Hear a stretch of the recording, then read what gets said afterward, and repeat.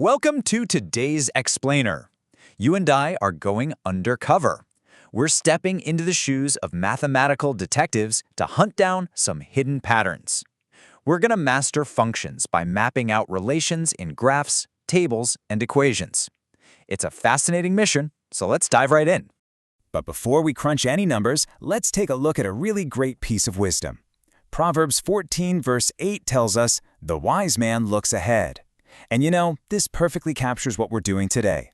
Looking closely at patterns, whether they're hiding in data tables, on a graph, or just in our everyday choices, helps us look ahead. It gives us the ability to make wise decisions and actually understand how things are connected, in math and in life. Here is our flight path for today. We'll be covering spotting patterns and connections, what is a function, finding functions in tables, the vertical line test, functions hiding in equations, and we'll wrap up with math, morality, and peace. Let's get moving. Section 1. Spotting patterns and connections, and why it matters. In math, functions aren't just boring lists of dry numbers. They're actually the underlying language of real-world relationships. We use them to track speed, calculate costs, measure temperature changes. Grasping this gives you some incredibly powerful problem-solving flexibility. Moving on to Section 2. What is a function? The core rule. Okay, before we can go hunting for functions, we have to know exactly what we're dealing with. First up, we have the concept of a relation. Simply put, a relation is just a set of input-output pairs. That's literally it. It's any grouping where one item is paired with another. Think of it as the absolute broadest category of connections we'll be looking at. But here is where we get specific. A function is a very special VIP type of relation. The golden rule is this. A function is a relation where each input has only one single output. Every time you plug a specific value in, you must get exactly one predictable value out. Lock that core rule into your mind right now because it is the master key for literally everything we're about to do. Section 3. Finding functions in tables. Looking for clues in the data. Let's put that golden rule to work on our very first set of clues. Data tables are a prime hiding spot for functions, and we need to know how to dust them for prints. Check out our input column, x, and our output column, y. When x is 1, y is 2. When x is 2, y is 4. When x is 3, y is 6. You see what's happening? Every single x value maps smoothly and reliably to only one unique y value. It's totally predictable, and that is exactly what we want to see. So, the real trick as a detective is spotting a fake. A true function means each x maps to only one y. But you have got to watch out for relations that are masquerading as functions.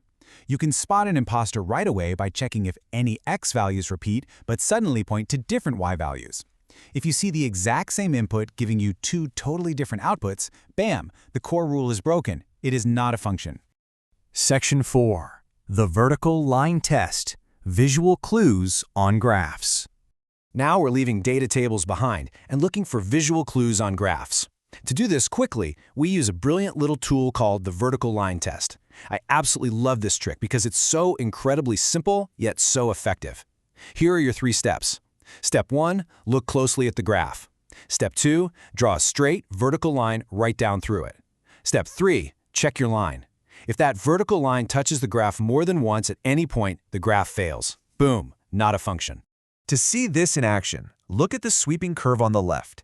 If you drop a vertical line anywhere through that curve, it only ever touches the line once. It passes the test with flying colors. It is a function.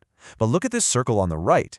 If you drop a vertical line straight through a circle, it gets caught touching the line twice, once at the top and once at the bottom. It fails the test immediately. No way around it. A circle is not a function. Section 5. Functions hiding in equations. Enter the danger zones. This is where functions get a little sneaky. They like to put on disguises using letters and numbers, so we have to navigate some serious danger zones. Here is your protocol for interrogating an equation. Basically, if you can solve for y and get exactly one result for each x, it's a function. But be incredibly careful of 2 massive red flags. Danger zone number 1, an exponent on the y, like y squared. Danger zone number 2, a plus or minus sign. If you see either of those, alarms should be ringing in your head because you probably aren't dealing with a true function. Let's compare 2 examples in the wild. On the left, we've got y equals 2x plus 1. It's totally safe. There are no weird exponents on the y, no plus-minus signs, If you graph it, it creates a beautiful straight line. It is a pure function. But on the right, look at x equals y squared. There's our danger zone, an exponent on the y. If we were to graph that, it would actually curve sideways and completely fail our vertical line test, so absolutely not a function. All right, time for a homework challenge to test those detective skills. Okay, detectives, let's put your newfound wisdom to the test. We're going to rapid-fire analyze these tables. Question 1 gives us x values of 2, 2, and 3, pairing with y values of 5, 6, and 7. Do you see the imposter? That x value of 2 repeats. It gives us a 5 one time and a 6 the next. That totally breaks our golden rule. Now compare that to question 4. The x inputs are 1, 2, 3, and 4, mapping perfectly to 2, 4, 6, and 8. There are no repeating x values there at all. That is a perfectly safe function. And here are the rest of your targets for later. For question 2, remember to check for danger zones on the y, not the x. For question 3, just picture dropping that straight vertical line through a circle. And for question 5, take a really close look at that equation, y equals plus or minus the square root of x. That plus-minus sign is practically shouting at us that one input is going to split into two completely different outputs. Finally, Section 6, Math, Morality, and Peace, the HeroesmartAcademy philosophy. Let's zoom out for a second and look at the bigger picture. The HeroesmartAcademy Godly Learner series purposefully intertwines biblical morality with education. And here's why that is so vital. Education without morality will eventually hurt.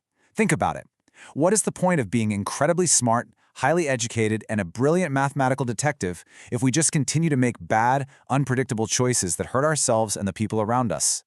Just like a true function relies on having one reliable, good output for every input, our lives require reliable, moral choices. And this brings us to the ultimate reward of making those right choices. Romans chapter 8, verses 6 through 7 promises peace of mind to everyone who keeps their mind spiritual. It literally promises life and peace. And this isn't just a nice thought, it is the lived experience of people who engage deeply with these concepts. Bringing morality into our education brings true, lasting peace of mind. So you've learned how to spot patterns in tables, graphs, and equations today, but the most important test is the one happening right now in your own life. When you input a decision today, can you reliably predict a peaceful output tomorrow? The patterns are everywhere. So my final question for you is, are you looking closely enough?